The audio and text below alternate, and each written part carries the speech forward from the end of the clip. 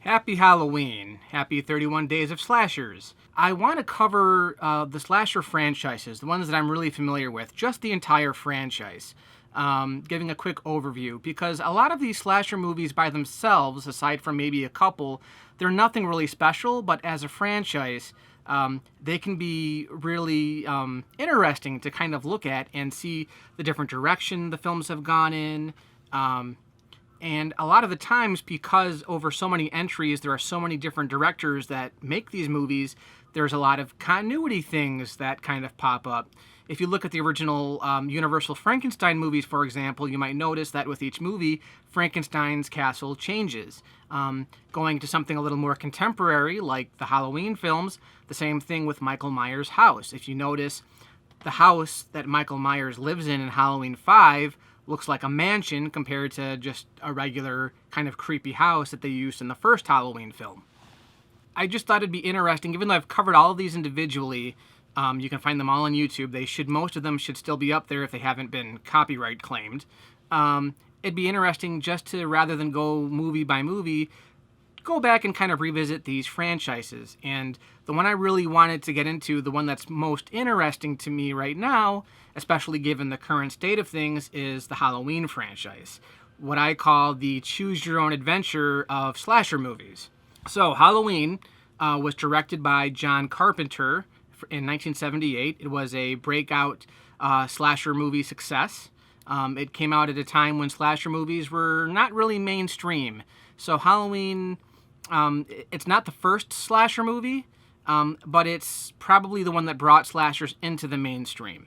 Of course, before Halloween, there was a Texas Chainsaw Massacre. There was, I believe, Black Christmas, which I think that one, Black Christmas, is credited as being kind of the first modern slasher movie before Halloween. So Halloween introduced us to Michael Myers, and the reason I think that Halloween was so successful was it does something that a lot of slasher movies after Halloween didn't do. It relied on a lot of build-up and suspense. With Michael Myers, you didn't really see a lot of him in the movie. He was in a lot of shots. If you watch that movie very carefully, he's sometimes lurking in the background, and I didn't realize this till recently, actually, and you don't see him because the camera doesn't focus on him, so he's kept in shadow quite a bit. What happened with Michael Myers, though, is as soon as they started doing the sequels, at that point you had, like, Friday the 13th, and the filmmakers were trying to capitalize on the success of Friday the 13th. So even though Halloween came first, when it comes to the rest of the sequels, they started to really copy what Jason and Freddy were doing, especially in the later Halloween movies. So we'll get into that. But the first one is considered a classic. I actually, still to this day, I don't consider it one of my personal favorites, and I'll tell you why. Growing up, to me, a horror movie was a slasher movie. Freddy, Jason, anything with a lot of gore. And if you know anything about horror, the 80s was this big renaissance of gory horror movies and special effects. Watch any movie from the 80s, especially the mid to late 80s, and you'll notice a much gorier set of films than what's come before and really what's come after. So I was really into the gore and the carnage, and I think because I was so young when I started watching these movies, that was part of it. Was, you know, today you watch like Jason, especially the ones back then, and they're kind of tame, but when you're like 7, which is the age I was when I got into these films, and you're watching people's throats get slashed, it's pretty grisly, and I kind of made a game out of it, like how much can I watch before I turn away and shut my eyes and, you know, get under the covers. And so to me, for the longest time, that was a horror movie. I didn't watch the original Halloween until years later when I was in high school and I was really getting more into movies in general, and that was one that always came up. And I was still big into kind of slasher movies, and I knew that this one had come out more than before any of the more recent ones. I popped it in, and there's not any gore. I don't think there's any blood, and there's very little gore. They show you very bloodless kills. It's more about the build-up, and I didn't like that. Today, because I've studied a lot more film, and I've studied kind of the making of the film, I appreciate it a lot more for what it is. It's still not as fun as some of the other movies. The other thing that Halloween does that a lot of the other ones don't do is you actually care for these characters. The difference between what makes a fun horror movie and a genuinely scary horror movie are the main characters, I think. And with a lot of the slasher movies that came after Halloween, you didn't care so much about the victims. You were rooting for the bad guy to kill them because they made the victims genuinely unlikable. They were up to no good. In today's horror movies, most of them are douchebags. Like, they're just not likable characters. Take the new Child's Play. That was one of my biggest issues with that. Everybody in that movie I wanted to die. From the mom to Andy, everybody that Chucky killed, I wanted to die. A genuinely scary movie is when you like the main characters and something bad is happening to them and you want them to escape. And that's where the suspense comes from. Suspense doesn't come from a bunch of douchebags getting killed off by a killer that you want to see dead. So that's something that I do think that the original movie did fairly well, and a lot of the sequels kind of dismissed. Although I will say, with the Halloween franchise, there are probably more likable characters and more memorable characters in this franchise than any other slasher franchise. Now, Halloween is, the reason why it is very interesting to me is because every time they kind of bring these movies back, they reset the timeline, and they tend to go back to the original film, and that really doesn't happen much. Either they will, with the way it works with horror movies usually, and a lot of other sequels, is when they keep coming out, they try to add layers to the story. They might add something you didn't know. The characters might come back and do something different, but they continue the story from the first movie. The first movie typically lays the groundwork. And what's very typical today is that we see a lot of reboots, reimaginings, remakes, re-whatevers that ignore the original continuity. Nightmare on Elm Street did that with the 2010 remake. Friday the 13th kind of did that with the 2009 remake. Halloween had remakes, but something that Nightmare and Friday and most other horror franchises haven't done yet is Halloween keeps going back to that original film as the source for everything. So as I'm going through this franchise, for the most part, every movie is going to start with the original. So if you're thinking about what order to watch these in or where to start, I would say definitely always start with the original film, because everything that comes after it, no matter how many times the slate gets wiped clean, starts with that original film. So here we go. This is the Halloween franchise explained.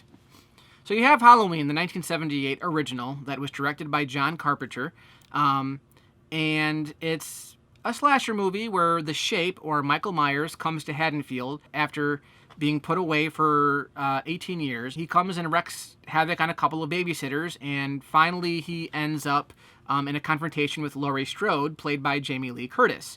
Along the way, Michael Myers' doctor, Sam Loomis, played by Donald Pleasance, who is one of the most memorable characters in the franchise, is trying to track Michael Myers down and warn this town of Michael coming and what he's capable of. And that's the first movie.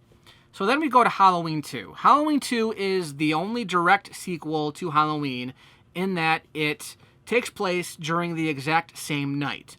So it's kind of like Rocky 1 and Rocky 2. Halloween 2 continues exactly where Halloween left off. It's the exact same night. Now, the original Halloween ended in a way that you really didn't need a sequel, but if you wanted to find out what happened afterwards, you can have Halloween 2. I used to really like Halloween 2 a lot because this one added a lot of gore. This one came out in 1981, I believe. At that point, you had 2 Friday the 13th movies that were known for their gore. So the studios looked at those and they were like, all right, we're going to bring Michael Myers back, but we want more gore. So there's a ton of gore in Halloween 2. I don't know, I like it about as much as the first movie. The big innovation with Halloween 2, story-wise, and this is a spoiler, is this is the one where we find out where Laurie Strode is actually Michael Myers' sister. It wasn't like a George Lucas situation where I believe in the first movie they planned all this out. It was just, again, with a sequel, they had to add something to it. So they made Laurie Strode Michael Myers' long-lost sister, and that was the whole reason for him coming to Haddonfield, was he was trying to finish off what he had started with his sister back when he was a kid. So that is the direct sequel. That concludes the story. Now, Halloween 3 is a very weird movie, and it kind of threw me off the first time I saw it. Halloween 3 is not a direct sequel to Halloween 1 and 2. It is a completely different movie. There's no Michael Myers, there's no Laurie Strode. It doesn't continue the story in any way. It starts a brand new storyline from scratch. And as a matter of fact, in Halloween 3, you actually see commercials for the original Halloween playing throughout the film. So in the world of Halloween 3, the original Halloween is just a movie. The reason why they did that was because John Carpenter, his vision was that every Halloween movie after Halloween 2 would be like an anthology film where every movie told a different story that was somehow tied into Halloween. And Halloween 3, Season of the Witch, as it was subtitled, was going to be the first movie that did this. Very weird movie. It's not even in the same genre as Halloween 1 or 2. It's more of a science fiction thriller. It is very gory. It's about these Halloween masks that are being manufactured so that when the kids all over the world wear these masks on Halloween, bad things happen to them. And there's a guy, Dr. Chalice, who's trying to stop this from happening. It's a good film. It's just questionable why it's part of the Halloween franchise, especially given this is the only one that has nothing to do with anything else. So they've never even tried to continue this one or come back to this one at all. There's no continuation or follow-up to this movie. So for the rest of this review, I'm not referencing Halloween 3. Halloween 3 is on its own plateau. Even though it's Halloween 3, it's not really part of the franchise. So again, put that to the side. Then we've got Halloween 4, The Return of Michael Myers. This one takes place exactly 10 years after the original film. Michael Myers has been in a coma for 10 years. We also find out that Laurie Strode, Jamie Lee Curtis, has died, and she had a daughter, Jamie, who is now living with the Strode family, the same people who adopted Laurie. Michael Myers comes back out of his coma. Donald Pleasence returns as Sam Loomis to again hunt Michael Myers down. It's pretty much more of the same formula, but some really, really good performances. This one really makes you feel the Halloween atmosphere. It is definitely an 80s slasher movie. It is a movie of the time. There's some really good action sequences as well, and some decent suspense, and it ends on a pretty interesting cliffhanger. And it kind of all gets tied back to that original film. So this one continues the story from 1 and 2. And then you've got Halloween 5, which takes place 1 year after 4, again a direct sequel. A lot of the same characters from 4 do carry over. But this one, Halloween 5, started to kind of branch off into this really weird direction that never really gets resolved. So anyway, if you're going to follow these movies chronologically, you've got Halloween 1 and 2. And then you've got Halloween 4 and 5, and that continues one storyline. Then you've got Halloween, The Curse of Michael Myers, which came out in 96, I believe. And this is a direct sequel to Halloween 5, but the only returning characters are really Michael Myers and Sam Loomis, Donald Pleasence's character. This was the last movie that Donald Pleasence would act in, because he passed away, unfortunately, right before they wrapped on shooting.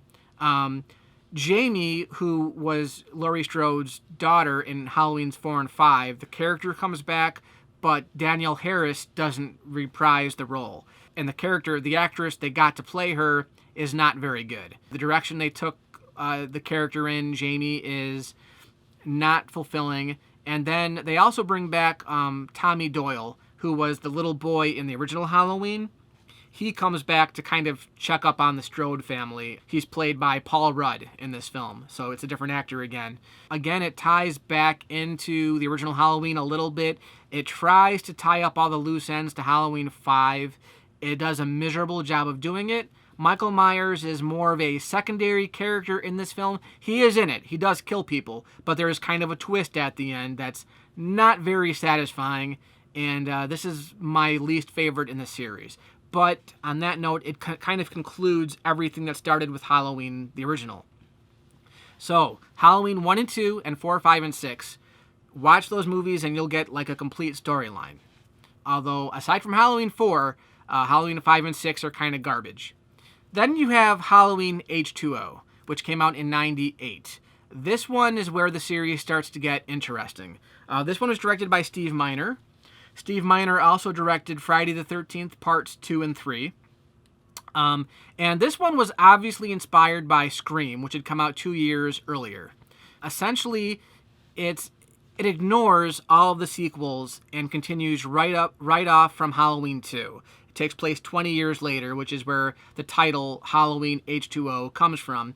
This one was also interesting because Jamie Lee Curtis, who at this point was a pretty big-name actress, was coming back to reprise the role of Laurie Strode. But you find out in this film that she actually faked her death, she changed her name, she moved to California to distance herself from her past. A lot of people kind of wonder if this is a sequel to the original Halloween or if it actually regards Halloween 2 as well. I'm going to say that it continues after Halloween 2, only because that's the one where we find out that Laurie is Michael Myers' sister, and in this one, it's the same thing. She's Michael Myers' sister, and 20 years later, she's afraid that Michael is going to come on Halloween and hunt her down.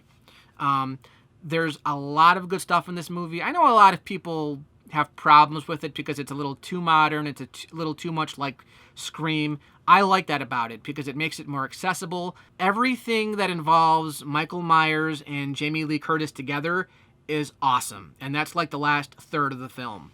Josh Hartnett is also in it. He plays Laurie Strode's son in this film, and they disregard the whole Jamie storyline from 4, 5, and 6. So this one disregards 4, 5, and 6. It continues right after Halloween 2.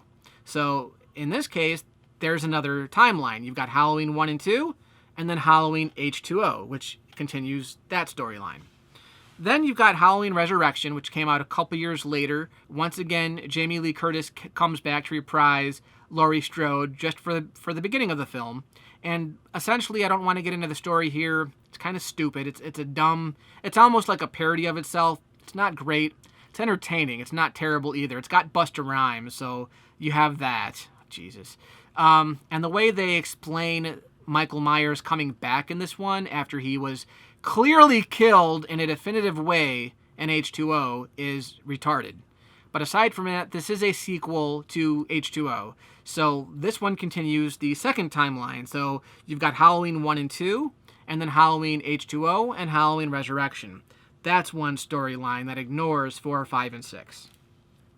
Then you've got the Rob Zombie remakes, Halloween and Halloween 2. These are reboots, so they ignore the original continuity completely. The first Rob Zombie remake is a pretty faithful remake to the original in a good and a bad way. Now, what Rob Zombie's Halloween does differently that I liked, and I think a lot of people liked, is it gave a backstory to Michael Myers as a boy. It's both a good thing, it's also a hindrance. For one, what made Michael Myers kind of scary was he was just a normal kid who just turned evil one day, killed his sister, and was put away for 18 years, and there was no explanation. He was the embodiment of evil. In this one, when we're first introduced to Michael Myers as a kid, like the very first scene, he's bagging up dead animals and taking them to school. He's got a really bad upbringing with just a really trashy family. Kind of all the cliche things that you can add up and say, oh, that's why he became evil. We didn't really need it, but what Rob Zombie does with it is pretty interesting. And actually seeing Michael Myers not only kill his sister, but kill his entire family pretty much is real grisly and really disturbing when you think about it. But then, when the movie cuts to, I think, 18 years later, like the original one does, and they introduce Michael Myers as the killer, that's when the movie kind of goes into remake mode, and it follows the first movie. It's a hit or miss kind of thing. There are things I like better about it. I actually liked Laurie Strode in this movie because Jamie Lee Curtis played her as kind of a goody two-shoes, and it was always hard for me to relate to that character. This version of Laurie Strode is more feisty. She gets into trouble a little bit. She's just a more relatable and I think more likable version of the character until she starts facing off with Michael Myers. Then it gets a little ridiculous because she gets covered in blood by the end of this thing. I also like the kids in this. The kids in this, I thought, again, were very relatable. I thought the kids in the original were kind of cardboard. I like Tommy Doyle, but the girl in that I didn't really care for too much. She just didn't know how to emote. This one, both kids are really funny, and just I really liked them quite a bit. I liked Sam Loomis in this one, played by Malcolm McDowell, who does a great job, and he made it his own. He didn't try to do what Donald Pleasance did, which I really liked. And that's what I really liked about the film. I liked the look of the film. What the thing is it's a Rob Zombie movie. So if you've seen any of Rob Zombie's films, the only one I've seen before this at all, besides Halloween, was Devil's Rejects, which I liked, but he's a very brutal filmmaker. And this is a very brutal film, and Michael Myers was made into this big, hulking, superhuman killer who is very brutal, and the kills in this are just, wow, like, just very angry and bloody as hell. It's just different, and it puts you in a bad mood at some, at a certain point. It stops being fun after a while. But I appreciate that because it's Rob Zombie's signature. So it's an interesting film, whether you liked it or not. I don't really think it hurts the other films because it is a reboot and it's something different. And I really wish, I'm looking at you here, Disney, I wish reboots had a little more courage to do something a little different. But this one does something different while still it's still a love letter to the original film. Then there's Halloween 2, the Rob Zombie remake version of Halloween 2. And this one is an interesting film. It's a film. Michael Myers is in it. You won't recognize him. He is in it, but it's more a continuation of Laurie Strode and what she's going through after the events of the first film. It's a descent into madness. It is a crazy mess of a movie. It's not boring, but at the same time, it's pretty boring. Because it's done in such an interesting kind of shotgun-style way, but it's just incoherent. And I heard there was quite a bit of studio intervention. Michael Myers, in a way, kind of feels shoehorned into this movie because this really isn't his movie. He doesn't do much. He does kill, but it's Laurie Strode's story. It's a bizarre movie. It's not a very good movie, but it's very interesting for what it is. So that's Halloween 1 and 2, the remakes. They are remakes, so they're separate from the rest of the films. And then again, where it gets interesting is Halloween 2018, the film that came out last year. This one is actually just a direct sequel to the original. First of all, Jamie Lee Curtis comes back again 40 years after the original to play Laurie Strode yet again, but in this one she has a daughter and now a granddaughter. So she doesn't have a son like she did in H2O, and she doesn't have the Jamie daughter from 4, 5, and 6. So again, it ignores everything that came before it. I mean, hell, for all I know, this could be a sequel to the Rob Zombie Halloweens. That would be kind of an interesting twist. Yeah, so there's a line where I believe it's Jamie Lee Curtis's granddaughter in this. She's walking her friends home from school, and they're like, I thought she was Michael Myers' sister. And she says, no, they just made that up. So they're ignoring Halloween 2 in this as well. It's a direct sequel to the original film, which is very interesting. In terms of all the sequels that have come after the original, besides Halloween 2, the original Halloween 2, this one probably feels the most like a Halloween movie. It has the gore. There's a terrible subplot. But there are echoes of the original in here. They do some really interesting work with the camera. And they keep Michael Myers in shadow, which is really important. That's not something that the sequels very often did. I don't really like the direction they took Laurie Strode. The version that I bought was the one from H2O, where she was very conscious of Michael Myers still being out there, but it wasn't certain.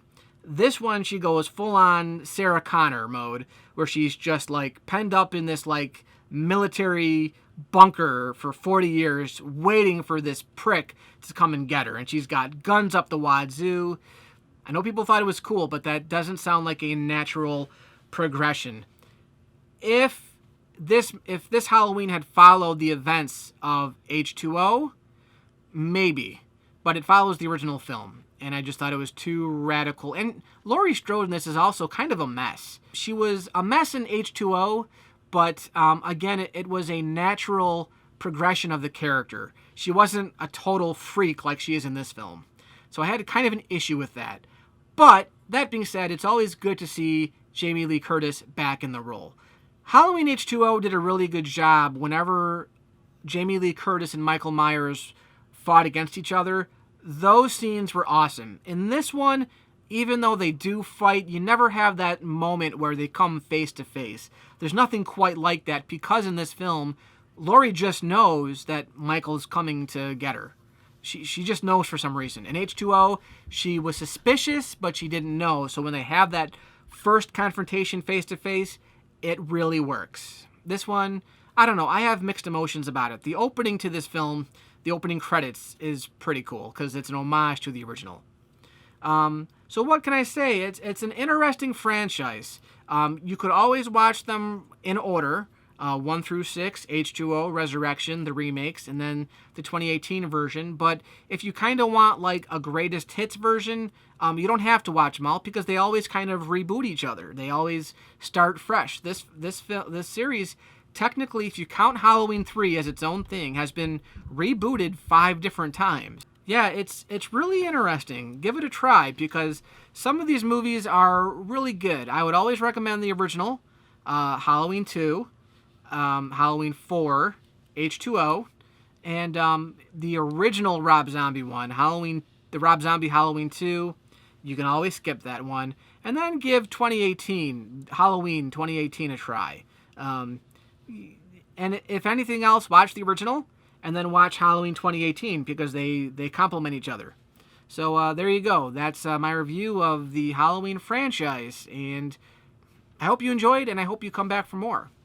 Hey guys, just to remind you, my books, Galactic Redemption and Our Last Nights on Earth, are still available on Amazon.com. That's right. These are the paperbacks that I'm holding, but I'm one of those guys that likes the physical copies of what I read. So you can buy these right now on Amazon.com. They range anywhere from $5.99 for Galactic Redemption to $14 for Our Last Nights on Earth, which is a fully fledged novel that I wrote. They're all science fiction. And you can find them on Amazon right now. You can also buy the ebooks for all of them. They're all available for $2.99 a piece on Amazon.com. Just go to Amazon and type in my name, Lenny Sherman, right in the search box, and they should all come up. They're still on Amazon.com right now, just thought I'd remind you.